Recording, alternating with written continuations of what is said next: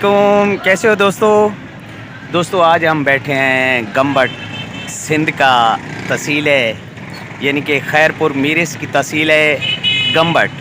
मेरे साथ दोस्त हैं। आज दूध जलेबी खाने का मूड बना।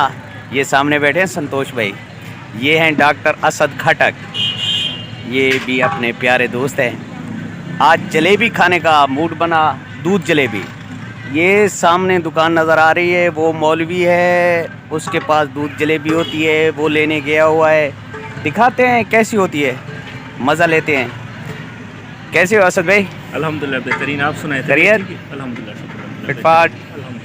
संतोष भाई सर गुड, ओके हो? जबरदस्त। चलो जलेबी आ जाए, पूछते हैं आपसे कैसे हो। जी जी जी। आ गया है दूध वाली जलेबी, बॉल रख दिए हैं।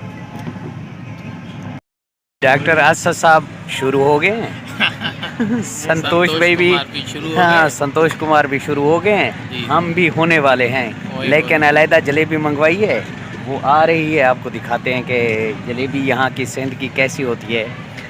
हैं, मैंने कहा कि अपने दोस्तों को, अपने व्यूवर को, अपने चाहने वालों को दिखाता जाऊँ। असद भाई ने पूरी जलेबी खा ली है। आ गए हैं, ताज़ी जलेबी लेकर आ गए हैं। वालेकुम अस्सलाम मौलवी साहब, कैसे हो? ठीक हो?